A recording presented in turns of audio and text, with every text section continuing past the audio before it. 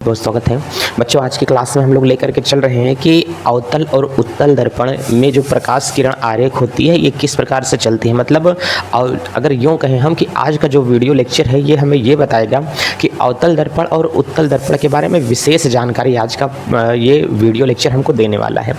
जो बच्चे पिछला वीडियो नहीं देखे हैं, पिछले वीडियो लेक्चर में बच्चों हमने समतल दर्पण के बारे में कुछ विशेष जानकारियाँ दी हैं।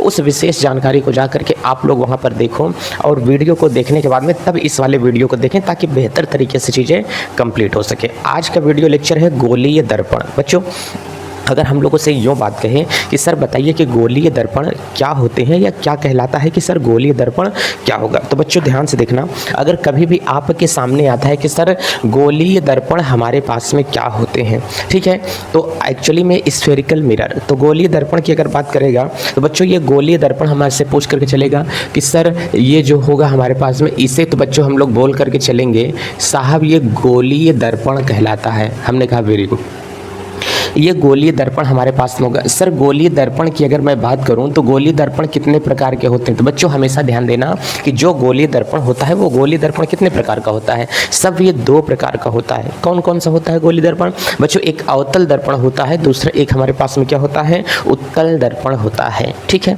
दर्पण को मतलब क्या बोलते हैं, मिरर बोलते हैं। कॉन्वेक्स मिरर और कॉन्केव मिरर हमारे पास में होते हैं। तो इसका मतलब यहाँ से ये क्या होगा, पहला नंबर हम लोग बात करके चलेंगे सर जो हम लोगों से बोले गए यहाँ पर ये बच्चों क्या होगा, इसे हम लोग बोल करके चलेंगे कि अवतल दर्पण। और दूसरा जो हम लोगों से बोल करके चलेगा इसे हम लोग क्या बोलेंगे, उत्तल दर्पण बोल के चलेंगे। बच्चों एक अवतल दर्पण होगा, दूसरा क्या होगा, उत्तल दर्पण होगा। तो अवतल दर्पण की कंडीशन बोलें कि इन दोनों को, अवतल दर्पण और उत्तल दर्पण दोनों को अगर हम एक साथ मिला देते हैं तो इसे क्या कहा जाता है, गोलीय दर्पण कहते हैं। क्या कहते हैं, गोलीय दर्पण कहते हैं। जैसे नॉर्मली हम लोगों के घर में शीशा होता है, देखो ये हमारे पास में इसकी सतह क्या है, गोली है कि नहीं। जब इसकी सतह बच्चों क्या है, गोली है, तब इसे हम लोग बोलेंगे गोलीय दर्पण कहा जाएगा। क्योंकि इसकी सतह जो होती है वो क्या होती है, गोली होती है। कोई ऐसा चीज़ हमारे पास में नज़दीक नहीं दिखाई दे रहा है, नहीं तो आपको हम बताते कि सर गोलीय दर्पण क्या होते हैं।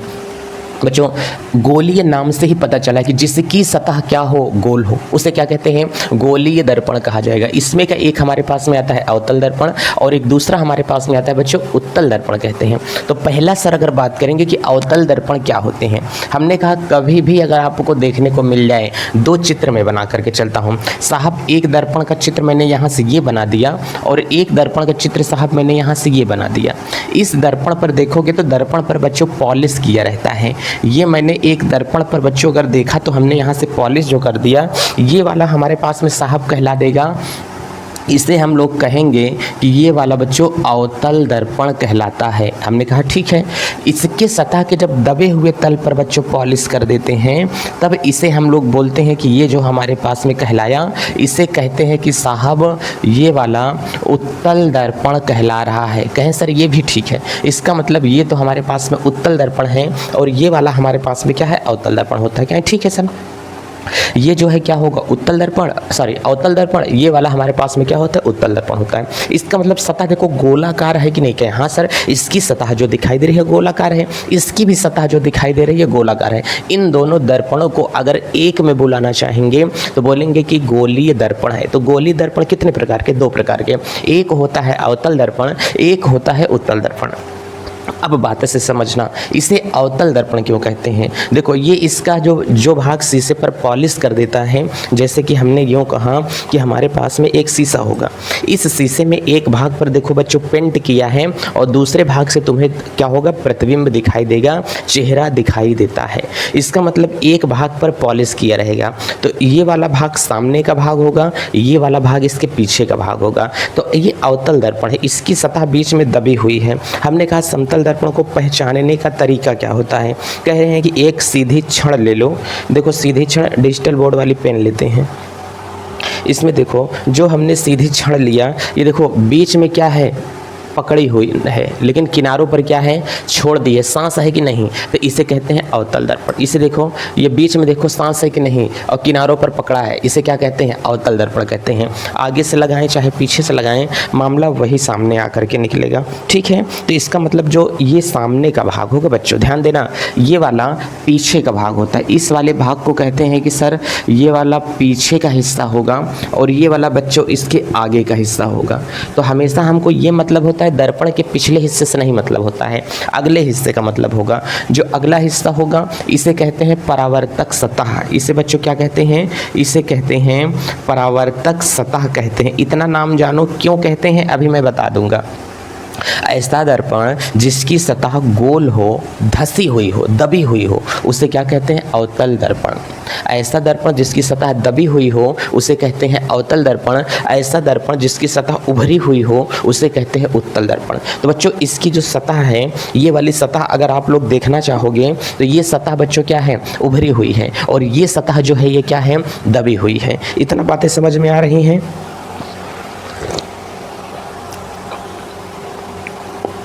तो बच्चों अगर इसमें बोल करके चलेगा कि ये जो है हमारे पास में उत्तल दर्पण है और ये हमारे पास में क्या है, अवतल दर्पण है, तो इसको हम कह सकते हैं कि ये वाला अवतल दर्पण। ऐसा दर्पण जिसकी सतह दबी हो उसे क्या कहते हैं, अवतल दर्पण। जैसे मैं हूँ, मेरा अगर पेट निकल जाए तो पेट मेरा क्या है, उभरा हुआ है, उत्तल है। अगर पेटवा एकदम चपक जाए जा करके तो इसे हम लोग क्या कहते हैं, अवतल दर्पण कहेंगे। जो एकदम पचक जाएगा उसे क्या कहेंगे, अवतल। जो एकदम फूल आएगा उसे क्या कहते हैं, उत्तल। तो पचके हुए दर्पण को क्या कहते हैं, अवतल दर्पण। उभरे हुए दर्पण को क्या कहते हैं, उत्तल दर्पण।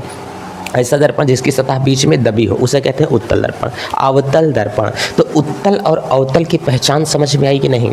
उत्तल की पहचान कैसे करेंगे, अवतल की पहचान करेंगे। सबसे पहले जानकारी हम लोग ले लेते हैं कि सर हमारे पास में अवतल दर्पण क्या होता है। तो आज की जो हेडिंग लग रही है, ये सबसे पहली हेडिंग हम लोग यहाँ से समझने वाले हैं कि साहब अवतल दर्पण पहले हमको समझा दीजिए, फिर आगे की कहानी हम लोग जर्नी स्टार्ट करते हैं कि अवतल दर्पण और उत्तल दर्पण क्या होते हैं।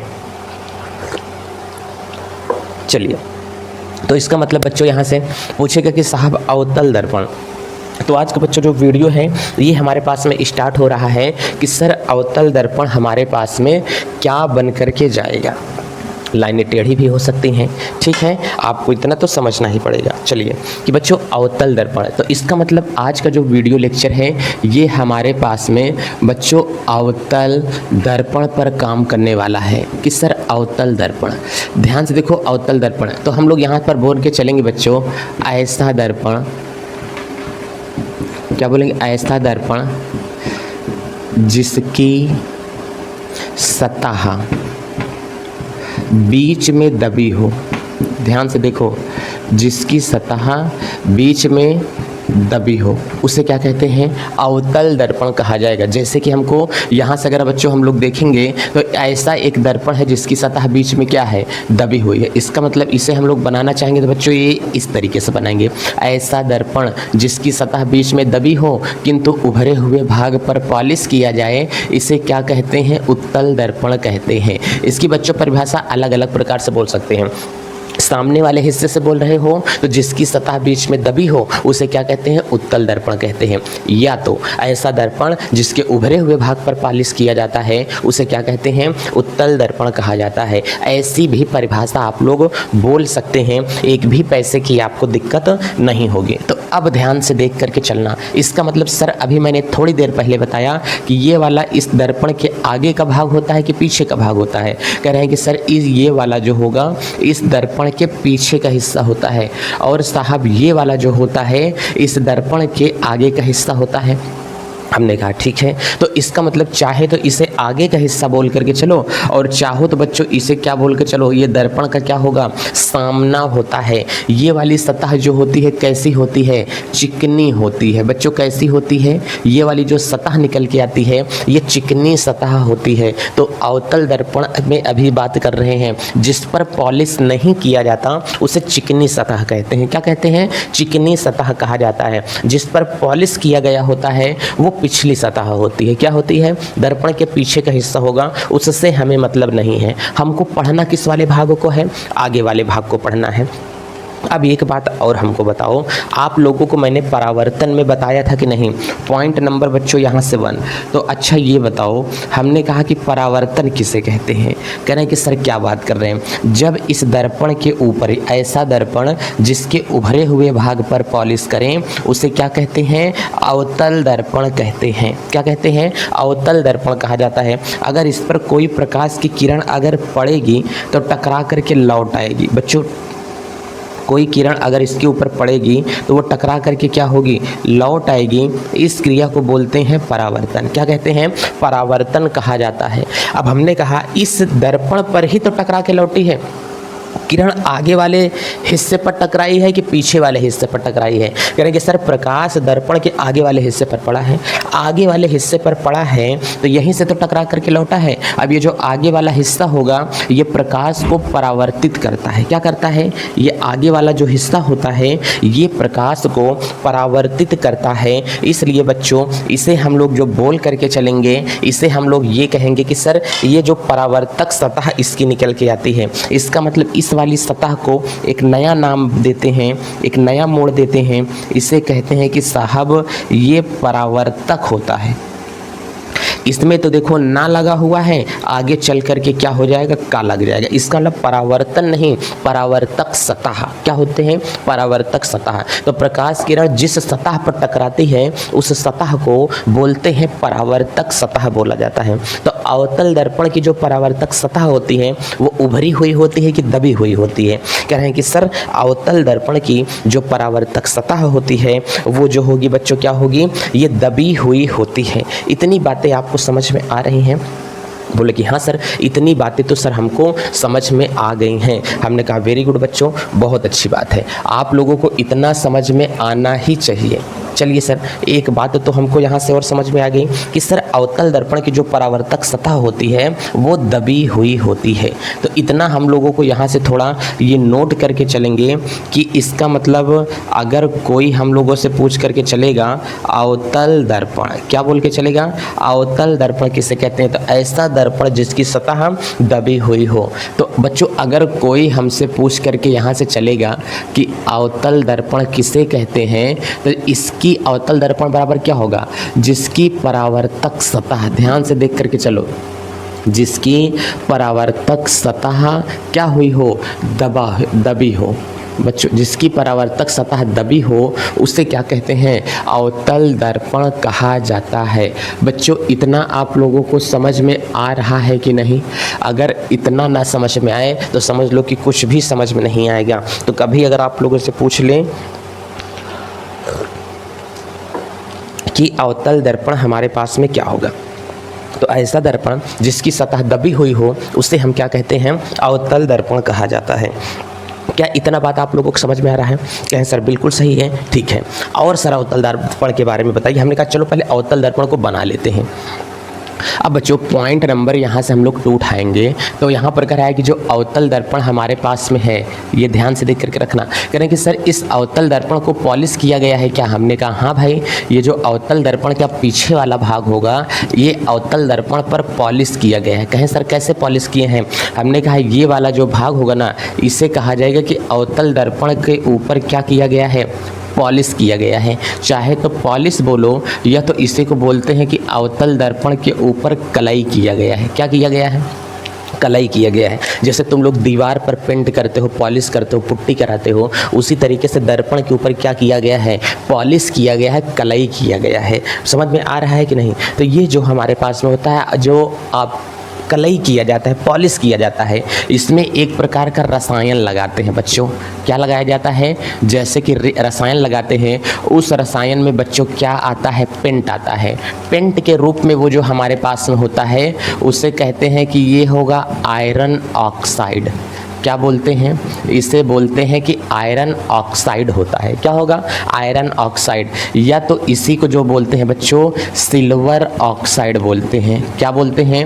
इसी को यहाँ पर सिल्वर ऑक्साइड, या तो आप लोग इसे शांत भाषा में बोल सकते हो धातु ऑक्साइड, क्या बोल सकते हैं, धातु ऑक्साइड बोला जाता है। तो मतलब इसके ऊपर ये पॉलिश किया जाएगा। दर्पण कोई सा भी होगा, इसके ऊपर जब तक पॉलिश नहीं करेंगे, जब तक पेंट नहीं करेंगे, ये शीशा दर्पण कभी नहीं बन सकता है। तो बच्चों अगर कभी भी आ गया हम लोगों से जो पीछे का हिस्सा होता है, ये दर्पण का कैसे बनता है, तो कह रहे हैं कि दर्पण का जो पिछला हिस्सा होगा इसके ऊपर पॉलिश या तो क्या किया जाएगा, पेंट किया जाता है। इसे ऑक्साइड कहा जा रहा है कि इसके ऊपर एक प्रकार का क्या लगता है, रसायन लगाया जाता है। बच्चों क्या लगाते हैं, रसायन इसके ऊपर लगाया जाता है। ये इसका पिछला हिस्सा होता है, पीछे का दृश्य होता है। तो इतनी बातें आपको समझ में आ रही हैं कि अगर कभी भी दर्पण की हम लोगों से बात करेगा तो दर्पण बच्चों हमेशा यही बनेगा कि इसका जो पिछला हिस्सा होगा इसके ऊपर हम लोग क्या करेंगे, पॉलिश करेंगे, या तो इसके ऊपर बच्चों हमेशा क्या किया जाता है, पेंट किया जाता है। क्या इतनी बातें आपको समझ में आई हैं? अगर ये भी समझ में आ चुका है तो बच्चों हम लोग आगे का थोड़ा सा जानकारी लेते हैं कि अवतल दर्पण, ध्यान से समझते चलना। अवतल दर्पण के बारे में एक एक चीज़ आप लोगों को बता दे रहा हूँ कि दर्पण जो हमारे पास में होगा इसके ऊपर मरकरी की भी पॉलिश करते हैं। ध्यान से देख करके चलना कि पॉइंट नंबर 2, इसके ऊपर किसकी पॉलिश की जाती है, पारे की, जिसे हम लोग क्या बोलते हैं, मरकरी भी बोलते हैं। बात समझ में आ रहा है कि नहीं? इसे क्या बोलते हो आप लोग, Hg बोलते हो, हाइड्रार्जियम बोला जाता है। क्या होता है, इसे हाइड्रार्जियम बोला जाता है। ये हमारे पास होगा। तो इतनी बातें आपको समझ में आ रही हैं कि अवतल दर्पण के ऊपर जो पॉलिश किया जाता है वो क्या कहलाता है। इसे हिंदी की भाषा में कलई कहते हैं, या तो क्या बोलते हैं, पॉलिश कहते हैं। अगर नहीं समझ में आता है तो सीधा सीधा बोल करके चलो कि सर इसके ऊपर क्या किया जाता है, पेंट किया जाता है। और ये बना किसका होता है, बालू का। किसका बना होता है, सिलिका होता है। बच्चों आप लोग सिलिका समझते हो तो इसका मतलब सिलिका का ही ये बना होता है। चलिए एक बात तो हमारे पास में ये समझ में आ गई। अब यहाँ से अगर आगे की चीज़ें और लेकर के चलना चाहेंगे तो सर क्या होगा बच्चों, अवतल दर्पण से संबंधित जितनी बातें हमारे पास में थी वो तो मैंने बता दिया कि अवतल दर्पण ऐसा होगा। अवतल दर्पण की परिभाषा क्या होगी, ऐसा दर्पण जिसकी सतह दबी हुई हो उसे क्या कहते हैं, अवतल दर्पण। ठीक है सर। ऐसा दर्पण जिसके उभरे हुए भाग पर पॉलिश कर दिया जाए उसे भी क्या बोलते हैं, अवतल दर्पण बोला जाता है। ध्यान से देखो ये चीज़ें मैंने बताया, ऐसा दर्पण जिसकी सतह बीच में क्या हो, दबी हुई हो, उसे क्या कहते हैं, अवतल दर्पण। और यहाँ पर अगर हम लोग देख के चलेंगे तो ये मैंने बताया कि ये इसका पीछे का हिस्सा होगा, ये क्या होगा, आगे का हिस्सा होगा। 10th में हो बाबू, बहुत एकदम 9th की क्लास से निकल करके 10th में आए हो तो मैं यूँ समझता हूँ कि दिमाग एकदम सा मासूम है। 9 के बच्चे को पढ़ा रहा हूँ, ना कि 10 के बच्चे को पढ़ाया जा रहा है।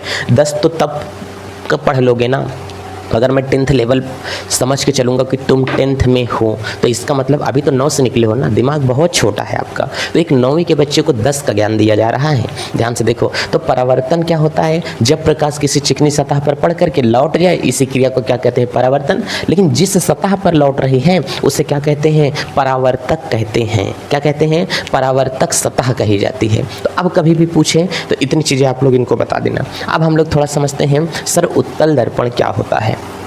तो बच्चों अगर कभी हम लोगों से उत्तल दर्पण के बारे में जानकारी लेगा कि सर उत्तल दर्पण क्या होगा, इसके बारे में बताओ, तो हमने यही कहा कि सर उत्तल दर्पण भी वही होता है, इसमें ज़्यादा कुछ होता नहीं है, बस समझने और समझाने वाली थोड़ी सी बात होती है और क्या। हमने कहा ठीक है सर उत्तल दर्पण भी समझा दीजिए एक बार। चलिए बच्चों उत्तल दर्पण को भी हम लोग आसानी से समझ लेते हैं कि उत्तल दर्पण हमारे पास में क्या होगा और कहाँ तक बन करके जाएगा। ध्यान से समझना बच्चों। तो अब का जो हमारे पास में टॉपिक है इसे हम लोग कहेंगे कि सर उत्तल दर्पण। बच्चों इस वाले टॉपिक को मैंने आपको पढ़ा दिया। अब जो हमारे पास में चल रहा है कि उत्तल दर्पण क्या होगा, मैंने आपको बताया कि उत्तल दर्पण क्या होता है, ऐसा दर्पण जिसकी सतह उभरी हुई हो उसे क्या कहते हैं, उत्तल दर्पण कहा जाता है। कभी आपके दिमाग में आ जाए उत्तल जैसा शब्द आया ना तो आपके दिमाग में उभरा हुआ आना चाहिए। अगर अवतल जैसा शब्द आया तो आपके दिमाग में पिचका हुआ शब्द आना चाहिए। कैसा आना चाहिए, पिचका हुआ, दबा हुआ आना चाहिए। बात समझ में आ रहा है कि नहीं। चलिए तो इसका मतलब बच्चों उत्तल दर्पण से अगर हम लोगों से संबंधित बात करके चलेगा कि हम लोगों के पास में उत्तल दर्पण क्या होता है, तो बच्चों ये देखना कि सर उत्तल दर्पण की अगर हम लोगों से बात करेगा कि हमारे पास में उत्तल दर्पण क्या होता है, तो उत्तल दर्पण बच्चों ऐसा दर्पण जिसकी सतह बीच में उभरी हुई हो उसे क्या कहते हैं, उत्तल दर्पण। ये मैंने एक दर्पण बना दिया, ये हम लोग कह सकते हैं कि सर ये तो अवतल बना रहे हैं सर, उत्तल बनाइए। कह रहे हैं कि ये मैंने एक दर्पण बना दिया और फिर मैं यहाँ से ये बोल रहा हूँ कि बच्चों ये हमारे पास में क्या होगा। तो कह रहे हैं कि सर ये आपके पास में एक उत्तल दर्पण बना हुआ है, क्योंकि ये वाला सर जो इसका भाग होगा ना वो उभरा हुआ है और ये वाला जो भाग होगा सर दबा हुआ है। दबा हुआ भाग आगे का हिस्सा है कि पीछे का हिस्सा है, सर ये पीछे का होगा। पीछे है तो इसके ऊपर हिंदी में क्या बोलेंगे, क्या किया गया, कलई, या तो इसके ऊपर क्या बोल के चलेंगे कि सर पेंट किया गया है। पेंट किसको कर सकते हैं, धातु ऑक्साइड को। किसके ऊपर कर सकते हैं बच्चों, धातु ऑक्साइड का पेंट किया जाता है। ये आगे वाला जो सतह है इसे क्या कहते हैं बच्चों, इसे कहते हैं परावर्तक सतह बोला जाता है। इसे क्या कहते हैं, परावर्तक सतह बोला जाता है। चलिए ये तो हमारे पास में हो गया, चाहे अवतल दर्पण हो चाहे उत्तल दर्पण। अब हम लोग एक बात मजे की बात पढ़ते हैं कि बच्चों दर्पण से संबंधित महत्वपूर्ण तथ्य, ध्यान से देख करके चलना बच्चों। ये हमारे पास में क्या होगा, इसे बढ़िया से समझ करके चलो। इसमें बोलेगा दर्पण से संबंधित, बच्चों ध्यान देना, इस पे हम लोगों को बोल के चलेंगे बच्चों, दर्पण से संबंधित परिभाषा।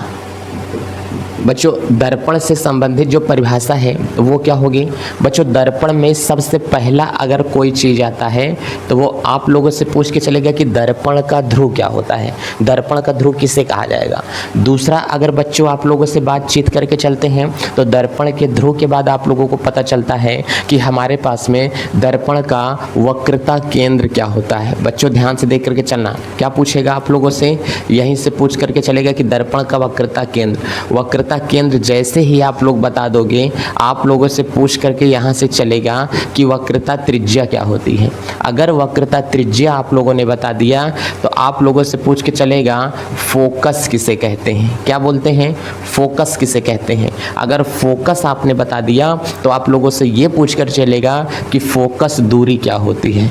बच्चों ध्यान से देख करके चलना, क्या पूछेगा कि फोकस दूरी किसे कहते हैं। अगर आपने 60वां पॉइंट बता दिया कि सर फोकस दूरी क्या होती है तो बच्चों इसी के बाद में आपको बोलेगा दर्पण का ध्रुव, वक्रता केंद्र, वक्रता त्रिज्या, फोकस हो जाता है। फिर आप लोगों से पूछ लेगा फोकस दूरी, फिर आप लोगों से यहाँ से पूछेगा दर्पण का द्वारक। ध्यान से देख करके चलना कि पूछेगा कि दर्पण के द्वारक से क्या तात्पर्य होता है, दर्पण का द्वारक क्या होता है। इतनी बात आप लोगों से पूछ करके चलेगा। मतलब जो अगर मैं यूँ कहूँ कि इम्पॉर्टेंट टॉपिक जो हमारे पास में है ये हमारे पास में क्या होगा। ठीक है, एक छोटी सी हेडिंग में भुला रहा था जिसे कहते हैं मुख्य अक्ष। क्या कहते हैं बच्चों, ये आप लोगों से पूछ करके चलेगा कि मुख्य अक्ष क्या होगा। यहीं से एक टॉपिक और होता है जिसे कहते हैं कि गौण अक्ष क्या होता है। ये दर्पण से संबंधित कुछ महत्वपूर्ण तथ्य होते हैं जो कि बहुत ज़्यादा इम्पॉर्टेंट हैं। इसे हम लोगों से बच्चों पूछ करके चलेगा कि ये हमारे पास में क्या होते हैं। अगर इतनी चीज़ें याद हैं तो इसमें से यकीन मानो आपके एग्ज़ाम पॉइंट ऑफ व्यू से 5 नंबर आप लोगों का यहाँ से हजम करेगा कि 5 नंबर इसमें से हमको कंसेप्ट क्लियर करके हमको बताओ। तो अगर इन सारी चीज़ों को सीखना है तो नेक्स्ट वाला वीडियो लेक्चर देखें कि चाहे अवतल दर्पण हो चाहे उत्तल दर्पण, ये दोनों में काम करता है, ये दोनों के अंदर पाया जाता है। ठीक है, तो चाहे अवतल दर्पण में भी ये पाया जाएगा बच्चों, ये उत्तल दर्पण में भी पाया जाएगा। बहुत ज़्यादा इम्पॉर्टेंट है, मतलब अगर इसे नहीं पढ़ा तो समझ लो कि कुछ नहीं पढ़ा, बहुत ज़्यादा चीज़ आप लोग खो दोगे। तो अवतल दर्पण उत्तल दर्पण इसको नहीं पढ़ेंगे तो 2 चैप्टर आगे का बर्बाद होने वाला है। तो ये पढ़ना बहुत इंपॉर्टेंट है। इसमें से आपको एक परिभाषा हाई स्कूल में लिख करके चैलेंज ले लो, एक परिभाषा इसमें से आपके पास में आएगी, परिभाषा आएगी और उसका डायग्राम बनाने के लिए भी आएगा। ठीक है, हाई स्कूल में कहाँ से एग्जाम में आता है, अब यहाँ से घुसना शुरू कर दिया है, यहाँ से एग्जाम और हाल वाले क्वेश्चन सारे चलेंगे। ठीक है, तो इसी के साथ चलते हैं बच्चों, नेक्स्ट वीडियो लेक्चर की तैयारी करना आप लोग, और इस वीडियो को अच्छे से शेयर करें, दोस्तों के पास में भेजें, नेक्स्ट वीडियो लेक्चर देखना न भूलें। चलते हैं, जय भारत।